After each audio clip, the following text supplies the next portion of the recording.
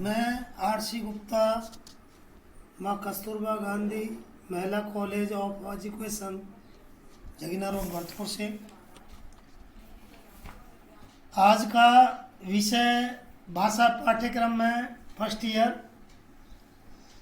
का वाचन का महत्व। वाचन के महत्व के बारे में बताऊंगा। वाचन एक कला है, इसकी जीवन के प्रत्येक क्षेत्र में महती आवश्यकता है। वाचन के बिना व्यक्ति अपनी अनुभूतियों को अभिव्यक्त नहीं कर सकता। व्यक्ति का सबसे बड़ा आभूषण उसकी सुसंस्कृत एवं मधुर वाणी है। विकास वाचन पर ही आधारित है। वाचन का निम्नलिखित महत्व है। नंबर 1, वाचन व्यक्तित्व के विकास का श्रेष्ठतम साधन है। वाचन के द्वारा ही व्यक्ति के आत्म प्रकाशन का सुअवसर प्राप्त होता है। मनुष्य अपने भावों, विचारों और अनुभूतियों को वाचन द्वारा ही प्रकट करता है। इस प्रकटीकरण से उसे संतुष्टि भी मिलती है।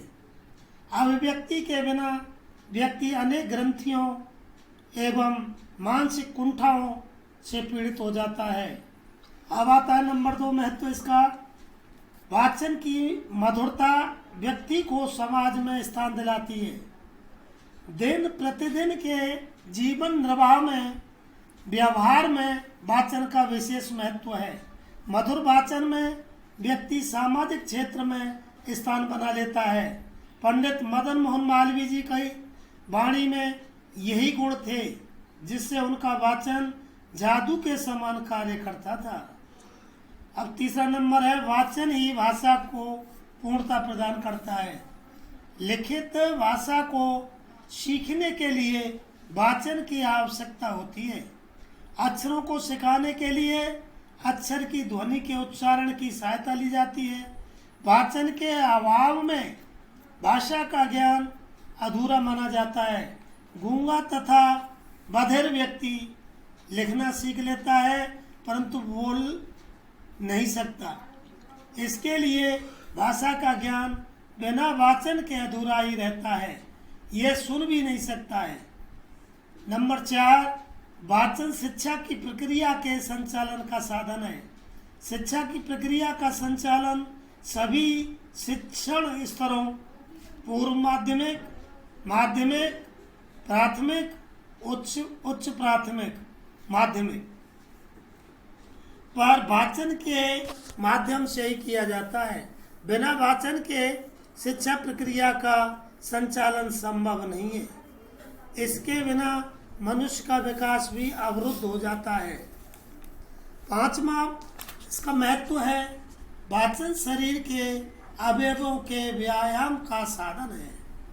वाचन करते समय शरीर के अवयवों का संचालन होता रहता है, जिसमें हाथों की गतिविधियाँ, नेत्रों की गति, मुख की मुद्राओं का विशेष महत्व है।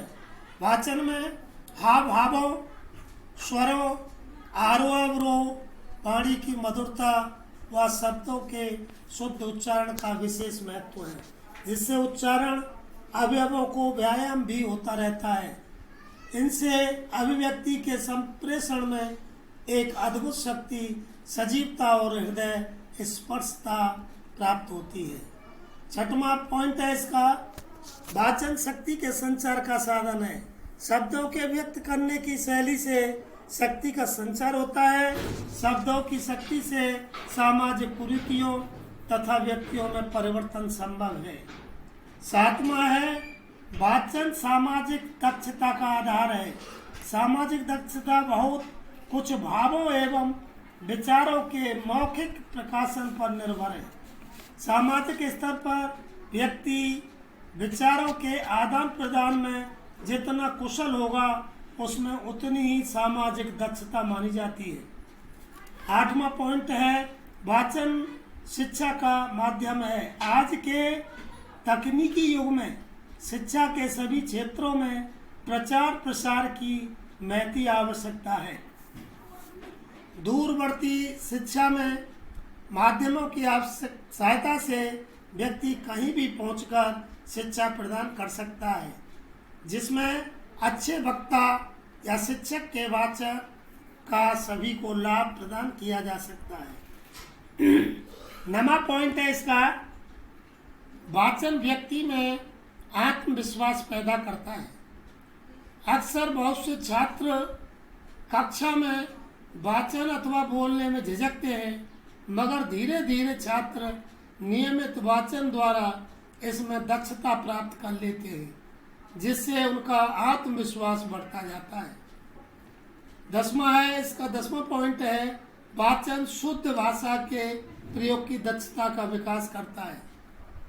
एक वाचन में शब्दों के शुद्ध उच्चारण के साथ स्वर का उतार चढ़ाव, पदबंध और वाक्य की शुद्ध रूप से प्रयोग करना अपेक्षित है तथा व्याकरणीय पदक्रम की यह व्यवस्था का पालन करना भी आवश्यक है, जिससे शुद्ध भाषा के प्रयोग की दक्षता का विकास होता है। 11वां पॉइंट है, वाचन भावों एवं विचारों के संप्रेषण का साधन है। वाचन द्वारा ही व्यक्ति अपने भावों, विचारों और अनुभूतियों को दूसरों को संप्रेषित करता है। 12वां है तो लास्ट है इसका महत्व 12वां पॉइंट है, वाचन से शिष्टाचार की अनुभूति होती है।